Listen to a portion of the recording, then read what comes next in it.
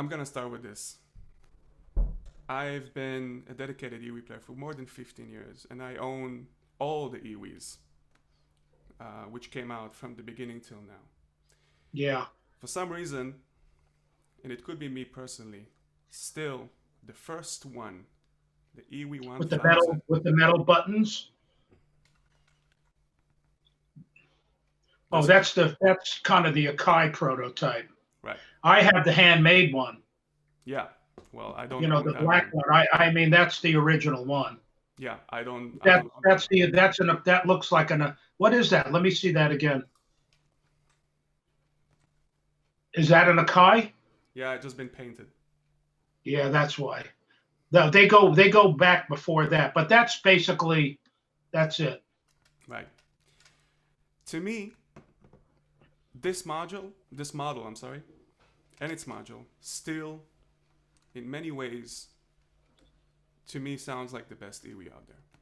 I agree. And it's the one Michael played. Correct. And if it's good enough for Michael, it's good enough for me. It's good enough for everybody. But did you see our video on YouTube? Exactly. Well, that's not that. That wasn't even. They didn't have a prototype. So what was that? Oh yeah. That had a metal neck. It was a prop. Oh. It was kind of, that was before they even made a prototype, because they wanted to do the video for the trade shows. Okay. So go ahead, ask me a question, because I know everything. Okay, here comes the question. And I'll speak in Michael's behalf, because I knew him well with this project with Jack Seguino. Okay. So as I mentioned, this for me still in many ways feels like the best module out there. Well, the action on it's good, and the rollers are comfortable. Yeah. Also the way it's ergonomically perfect. Yeah. So the way that they sit on your fingers, the feel of the instrument in your hand is really for me something very special. I agree. And as you said, there's these videos where you guys back in the day made together with Michael and Niall. And there's also another tutorial video which I saw on YouTube, which is you and Niall explaining this. Right, we did that in a weird little studio in Hollywood. Right. And I'm not a big fan of myself. Who is a big fan of himself? You know, when I'm on camera, I'm like, my mind goes all over. That's why I'm not good. I'm not a good actor. I'll be looking at the camera. Growing up as an EWE player, I must confess, I was not really, I didn't know too much about you. Yeah. But I am a client of Patchman Music because I use his sound and I think they're great. And I had a chance also to talk to Judd Miller a couple of weeks before. Yeah, yeah. And he mentioned your name and he said, right, this is the guy you got to go talk to. Well, him and me came up together at the same time. Right. But he beat me. In what way? Well, you want to hear how the whole thing developed? That's what I want to hear. So basically, Niall had made the Krumar. Mm-hmm. So he already had an EVI and guys were playing it. Mm-hmm. And whatever his deal wasn't good. And then Judd wanted to get it. Judd was already bought the Krumar. Mm. And Judd is kind of a genius. Unlike me, I'm a genius in a different way. He can read a manual and understand what to do. I can't read a manual. I get dyslexic. So I'm all by natural. Okay. So me and Judd, what had happened is I was working at a studio called Evergreen. Mm-hmm. And Evergreen is in North Hollywood, California. And they had two studios and they did all of the movies, but mostly TV shows at Evergreen. Mm-hmm. And so one day Niall was there with his EVI, and Niall had done the score for Apocalypse Now. You're aware of that, right? Absolutely. He did all of the music. So he was demonstrating the EVI, and I saw him because he was outside of the studio, and I said, and I'm a street guy, so I see anything, I make shit happen. Mm-hmm. And I went, that's unbelievable. I want one. So right after that, I got his number, and he lived off the highway that's near me, but on the other side of town in La Crescenta, California. Mm-hmm. So me and Judd went up there because I met Judd in the 70s, and we're both from Brooklyn, New York. Wow. We're both Jews from Brooklyn. And I lived in Bensonhurst. He lived in Brighton Beach. And I met him on a wedding, and he played trumpet. And he was really good. He went to UCLA, and we became best friends. And then we both got a gig sidelining on New York, New York as extras in the movie with Robert De Niro. And every day I would drive in Judd's car. And then at that point, he knew a lot of people that I knew, and we were getting into doing studio work. So having an electronic instrument, you know, guys were buying Prophets and guys were buying emulators. It was just starting to explode. So we went up to Niall's house, and then Judd burned me because Niall said, well, here's the EVI, but I can't get you an EWI. I have to build it. So we went up to Niall, and Judd got the EVI, and it was like now. So what had happened was, while he was building me that, I knew he had made one for Tom Scott, and he made one for Ian Underwood. You know who Ian Underwood is? Ian Underwood played keyboard and sax with Frank's for the Mothers of Invention with Frank Zappa. Right. And Ian Underwood wound up being a keyboard programmer that did every James Horner movie.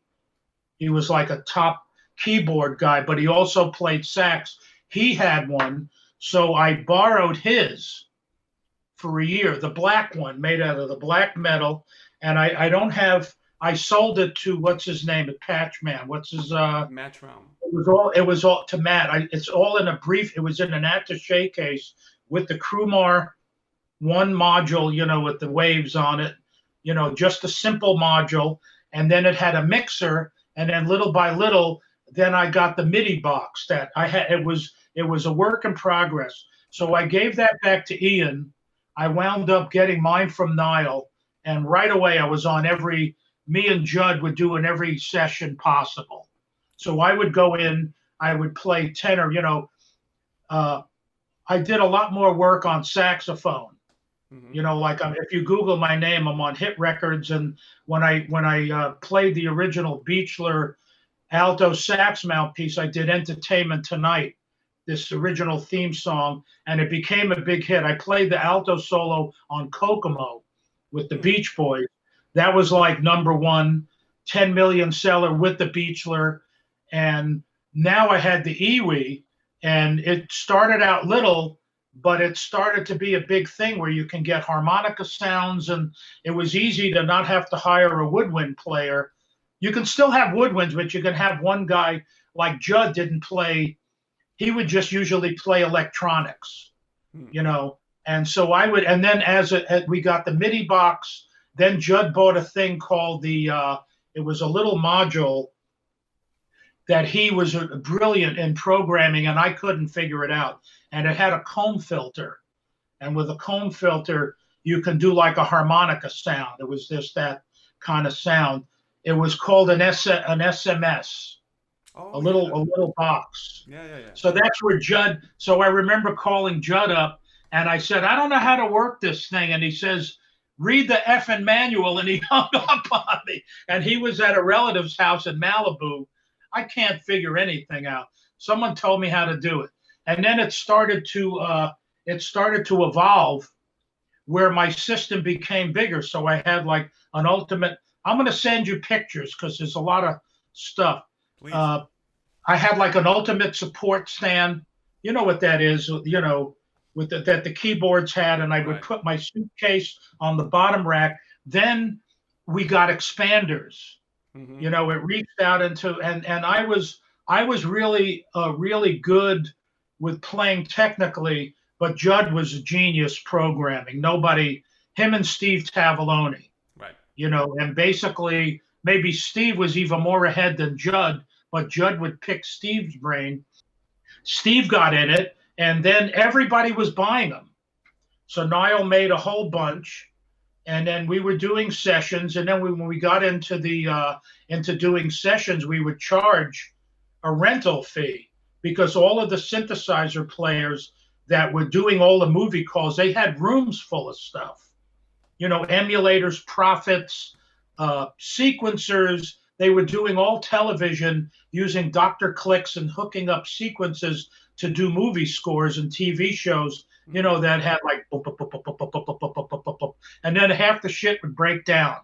They'd spend more like 5 hours taking a break because it was complicated, and stuff happens because of the tie lines, the studio, the bug city. And I did sessions where there would be 8 guys in the room, and you would have your headphones on and you would hear nothing because it was all direct, everything. And then you go in the control room, you know, and it would sound like Maurice Jarre, this composer, did all of those movies with Judd, right, Niall, and, you know, Niall had his like, woo, you know, he had his spooky sounds and all of that. And then we all kind of we were the top guys. Me, Judd, Niall. He couldn't play. He wasn't a sax player, so I would have that. And I had the oboe. I had a good bassoon. You learn how to change the patches. Then even when you were doing sessions, you would have to pre-wig the music because they don't know. They just go, give me a French horn, give me a trumpet, give me this, give me a recorder. And you have them all preset with numbers. So what you'd have to do is program a chain with the pedal, right, to be able to go from 9 to 17, just the way a keyboard does. And then Judd, he's a very mischievous person. Him and me, when we used to get together, it was trouble. Like 2 Brooklyn guys, and he would mess my stuff up, and they would go, let me hear like an oboe, and he would get my advance pedal, and they would go, that doesn't sound like an oboe. And I didn't know he was changing the patches, but he excelled amazingly on it. And then what had happened was we wanted to sample a French horn. So I rented a French horn from this music studio, and he was living in Woodland Hills. And for some reason, he put the French horn on the floor. And when I showed up, and then ran in the room, and by accident, he stepped on it and crushed the bell. Oh. We had to get it fit, and we sampled it. So then Judd sampled it. Yeah, he sampled his trumpet. Yeah. But this was on a Prophet. Right. You know, this was it? No, it wasn't on a Prophet. It was on a. It was a Prophet 2002. He said something like that. It was a Prophet 2002, and you can only get like 12. You can only get so many samples in loop. He was amazing with that. I had a hard time. I sampled all my instruments. I probably still have them somewhere. And then he sampled his Harmon mute trumpet. Mm-hmm. That became very famous. And then he sampled my subtone tenor. You know, like, and it's a bitch. And then I remember I used to do all of these comic reliefs with Tom Scott. Mm-hmm. These charities, TV shows with Robbie Buchanan and Tom Scott. You know Tom Scott. Sure. He was the MD, and it would be like, if you had an EWI, you're going to be on that gig because, you know, it's like I was a badass. You get baritone, tenor, you bring the EWI. And I remember, I think, and then Judd also had the AKAI sampler, the S2000 or whatever it was. And so I gave Robbie Buchanan some samples, and Judd got really mad. Okay. Meanwhile, Judd had my tenor sample, and he got a lot of mileage on that because it was like, he still has it. It's a multi. There was this, I think there was this German singer. It's a JP tenor. What is that? There's a German singer that released an album where Judd is playing your. Yeah, he played it on record dates. Well, he played it on one. So we all got big with that. And then at some point, I wanted to make them. I wanted to make EWIs, just the way I'm doing a saxophone. You know, we have Retro Revival. I run the company. For some reason, I'm always looking to do something. I'm like Frankenstein. I always have ideas to do things till I die, because that kind of keeps you, it gives you a reason to live. I mean, especially with no music business, I was always looking to dabble. I had a record deal on A&M Records in the early 80s. If you Google, if you search my name on YouTube, I'm on a lot of stuff. And then what had happened was my friend Andy Mousson was a bass player from New York, and he played with Yoko Ono and Michael Brecker. He was in Yoko's Plastic Ono band. And I grew up with Andy. and Andy knew Mike Matthews. This is really how the EWE started. And Mike Matthews lived in New York, and he invented and founded this company, Electro Harmonics. Oh, that's him. And Electro Harmonics made pedals and all of that. He was one of the first guys, and he knew Jack Sagino, who was the CEO of AKAI. But they had, TV, they had, video machines and whatever. So they were looking to extend, and Mike Matthews had set up. So what had happened was, before we hooked up with AKAI, we met with the owner of Western Studios, Bill Putnam. Mm-hmm. If you want to look up Bill Putnam, he was the original engineer on a lot of these Frank Sinatra records and sold Harman Kardon, JBL Harman Kardon. He invented that. Oh. And he sold that. He sold JBL to Harman Kardon or whatever, and he made all of the original equipment, all of the mic pre's and all of the equipment, because he owned the studio at Western Recorders that had the knobs. Mm-hmm. And Bill Putnam was like one of the most famous engineers of multi-tracking or whatever. Mm-hmm. So we hooked up with him and an inventor. So what happened was, he said, why don't you just try to make a deal? Because they're going to steal it, and you're not going to be able to compete with them. We're going to be waiting on screws, and so, the original made one. Have you seen it? The Steiner phones, yeah, sure. All the rollers have screws. It's all handmade. That's a little more, that's actually the commercial model of what the original was. So I flew to Chicago in 1987 to the Palmer House. Mm-hmm. And I met with Jack Sagino, and we made a deal. It took us 6 months. We got a lawyer, and me, Niall, and Andy Mousson made a deal as the EWE group. I still have the contract that we would get X amount of dollars per unit. It wasn't a lot. It was called X Factory royalty. And Andy studied this book, The Art of the Deal, with Japan. So Andy is a very brilliant guy. He was like a lawyer. So between me and Andy, Niall was like a space cadet. Mm-hmm. He was the genius. He's the inventor. So let him be. That's his thing. And really nice guy, though. Beautiful guy. And that was it. We made the deal. And then I went over there once, and then they wanted to do the video, and they had X amount of money. So I wrote that song. It's called Suite for CP. And right. CP was my father, Charles Peskin. Okay. And he had passed away in 1988, right when we were doing that deal. But I wrote Suite as SUITE, but it was SWEET. That's just the way I roll. And me and Andy produced that track in his house in California. And it was a drum machine, because AKAI was in with Lynn drum machine too. Oh. The AKAI had the MPC 2000. I don't think they had it yet, but they were in with Roger Lynn, so they were looking to expand their musical instrument thing. They had mixers. They had the 12-track recorder, those AKAI 12-track recorders that were on digital. They were really had a lot of groundbreaking stuff. And then Michael came out and blew our minds with that guitar solo. Then it's like, and I'm using, you saw the video, right? I did. When I go, that's my tenor and Judd's trumpet. And the video are Judd's brass samples I'm playing. Okay. Then Niall is playing the cello, and then Michael comes out, and then we flew to New York, and they hired Richie Valens. He was a big star. Mm-hmm. He's the one that says, he's the guy that starts the video. The videos in black and white, and someone is sweeping the floor. Stage, right? Yeah. I remember everything. And so Niall came out and was doing and playing like the cello and the trumpet and whatever. And then I come out, I'm playing all the groove stuff. And then Michael comes out playing like Jimi Hendrix, right. With the feedback. And then they used that demo. And it, I put it on YouTube. They used that demo for all the trade shows.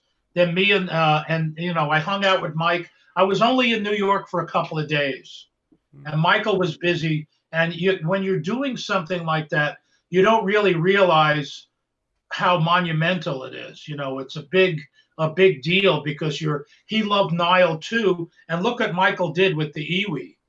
It's on all his concert clips. And then he hooked up with Judd because Judd was helping him. They were relating on, and he left Judd way behind because Michael could program the expander. You hear what he does with the chords, and I was just still playing one note. So I'm saying I got kind of like left way behind. But Michael knew I had my own little stuff. And then we kept on doing that. And then me and Judd sampled my bamboo flute, which I still have. And it's a Colombian flute. And I use that on all the Lalo Schifrin movies, Rush Hour. Oh. And it came out really beautiful. But then Judd he did on the emulator, he did all of the shakuhachis and everything for the Karate Kid movies. Yes, I know. So he stole the show in the movies. I was more in TV because there's only room to get, only one guy gets on the team in a certain position. Right. They don't need multiple. And a lot of times, a lot of musicians don't get picked, just like athletes. They get picked if you can't get 3, you get number 4. Right. You can't get number 1, you get number 2. So I was kind of a little bit like that, but there was so much work. And meantime, we were making money with AKAI. We got a bunch of equipment, not a lot of money, but, we made, if they sold 500 units, maybe we made a couple of $1,000. You could get an instrument. It was a done deal. And meanwhile, everybody in the world got them because I flew to Chicago and met Jack Seguino and this other guy. And he was running the music division, and they loved Michael. Of course. Then Michael really took it out, and then I played it and used all of those samples and did a lot of movies. And then a lot of other guys were using it, like Fred Selden, this local guy, Steve Tavallone, Nile. Not that many. Tom Scott never played it because he was a Lyricon guy. Right. So he was more into that type of thing. Ian Underwood never played his. Then I had a spare that I found, which was, he would build them in an attaché case, like in a suitcase. And then it would have the Krumar, and then it would have the plug-in band, the thick connector with the multi-pin plug-in. That's how those were made originally. It would have the rubber biter on it. So I sold Matt mine. I still have the AKAI, and the AKAI was always great. I never got the newer AKAIs. I like the one that you had. I felt was the most comfortable. I just slowly got more samples. It was always stressful for me because I didn't have the patience. And a lot of guys like the original sounds, but when you're doing studio work and you're making money, you need to have it became where you were just triggering real samples, right. But with more expression than a keyboard. Right. The closest a keyboard could come is to have a tube that he did. His Master's Touch was kind of like a breath controller for the keyboard. So Judd still, Judd had it all wigged out where he was working for Danny Elfman, who does all of the big Spider-Man and all of the big movies. And Judd has like everything in his laptop. No, I know. Did he show you his setup? Yeah. First of all, I had an interview or a talk, you would say, with Judd. Yeah. It's already online, by the way. You can see it. So he showed you the whole setup, right? He showed me. Yeah. Oh yeah, man. What it was. Did he play? Did he play? Yeah.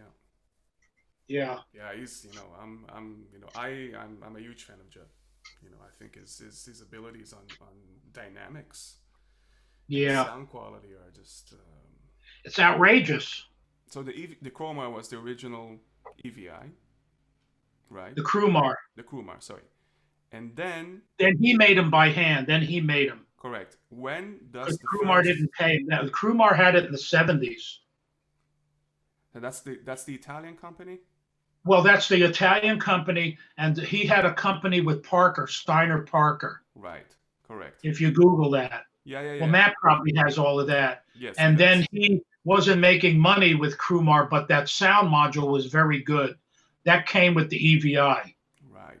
So when Came in does a little gray box.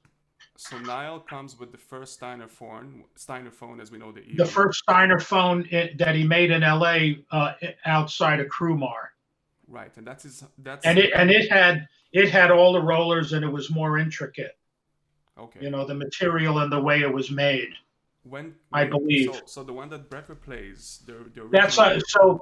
so Judd got that about 1980, 81. Okay, And then Michael got it in about 1985. and that was the Well, first he one. got into it when they were making the prototype. They tapped into him, so he really didn't get it until AKAI made it. I think. Oh, but he had a Steiner phone, didn't he?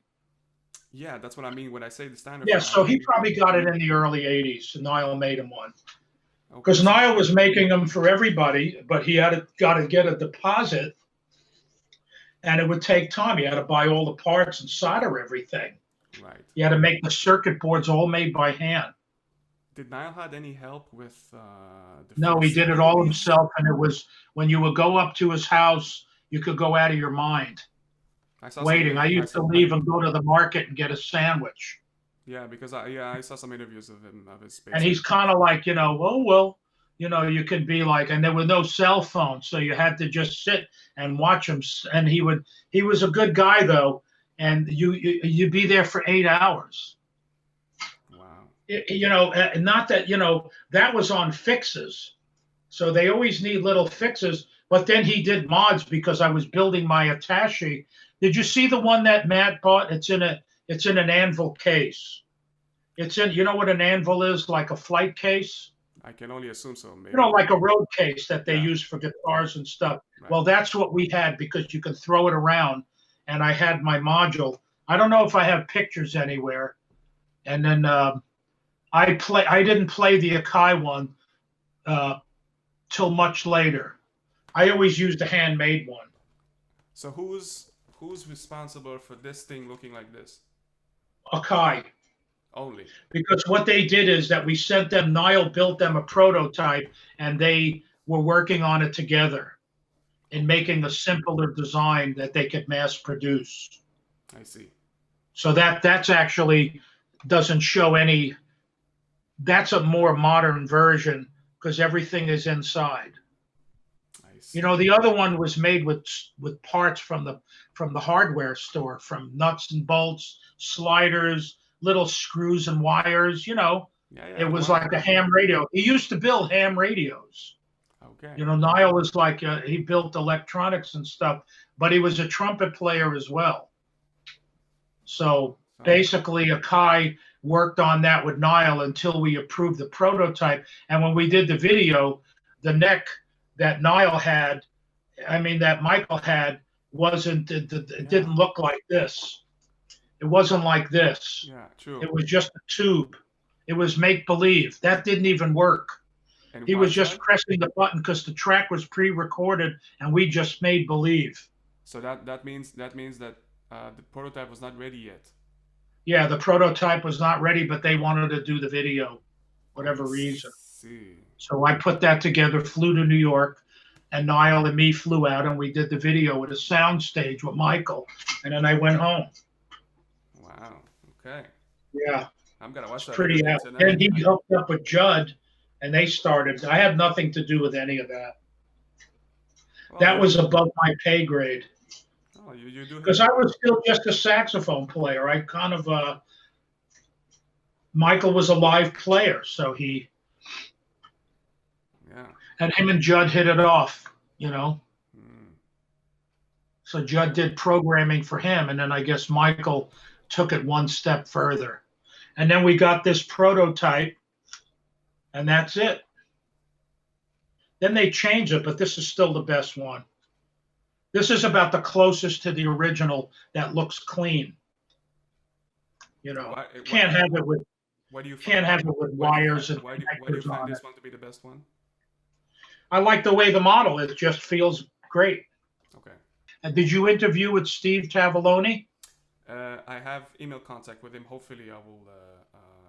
He does a lot of movies with Tom Newman. Right. A lot of movies, big time.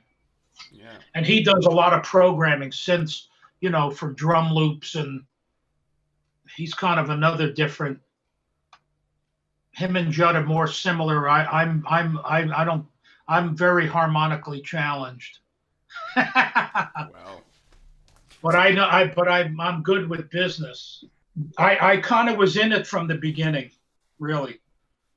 Because when I got here, I came here years before from New York, but I didn't work a lot. But around 78, 79, I started getting busy doing studio work.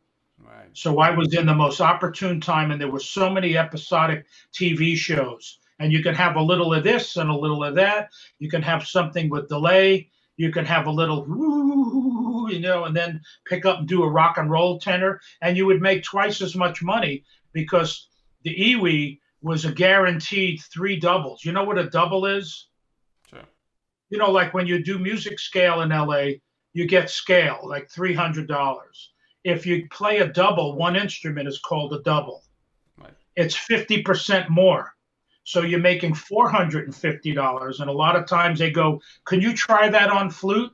And you go, a lot of guys don't want to pay the $150 over the $300 because all you did was play 2 notes. But on the contract, that's how it is. So when you would do the EWI, it was a guaranteed 3 doubles. So that was 50 for the first one, 20 for the second one, which was 70, and 15. So it was 90. So you would get 300 plus 95% because you would get 3 doubles but that means you could play 25 sounds. So you get like a 3 double guarantee and you'll play 1 million sounds. So every time we would do a session, I would already have the tenor, flute, alto flute, clarinet, and piccolo, and EWI. People used to make fun because I had a big rack, and they used to say it looked like an ATM machine at the bank. So you know what I mean? And they would come over and want to destroy it. And I have a big rack in my studio, but I had that on wheels, and I had a cartage company that used to bring it to the sessions and have it kind of almost set up and ready to go, except for the suitcase that had the controller in it.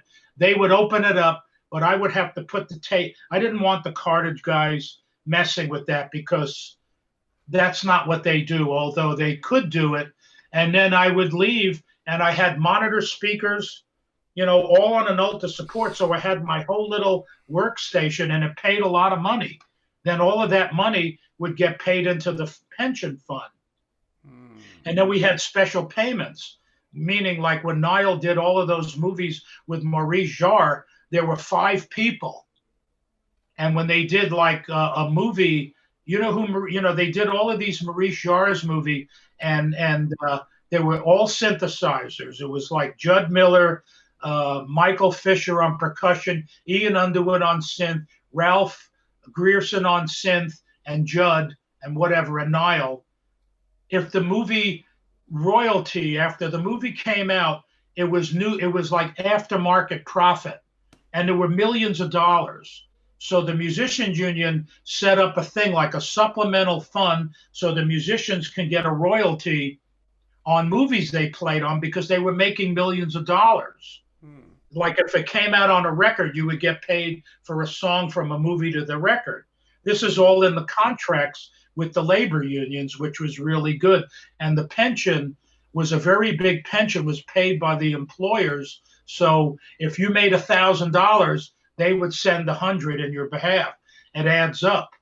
So me, Judd, and all of these musicians, we're all getting a pension, including Niall, based on how much money we made. And now it's going broke because the music business is not the same. But if Niall played on Enemy Me, and the movie paid 300 grand or 150,000, Niall would get in Judd like $25,000 just for that one movie that year in a royalty. So he made a lot of money on the special payments. Right. So that was the perk. And the EWI, because you would get three doubles, you would make more than anybody. It was like a racket. And then we would charge a rental, because when the studios first learned of synthesizers, they didn't have them. So they would go, let's go to SIR and rent a keyboard. Well, then the guys that played the keyboard figured, well, I'll buy them all and you could rent them from me, because I really know how to play them and I know how to maintain them. And then they would keep them at the cartage company in big trunks, and they would set them all up. So we got wind of that, and then eventually our rental fee was $250. So meaning the cartage would get $100 to bring it down. We would get $250 for the rental and three doubles. You know, so you know what? You walk in, you make $600, and it was like highway robbery. And then, you know, and they had the money. This is the way they were doing it. And then after a while, a few guys wanted to package it and do it themselves. And then a lot of the shows were done with nobody. They were done with one synthesizer.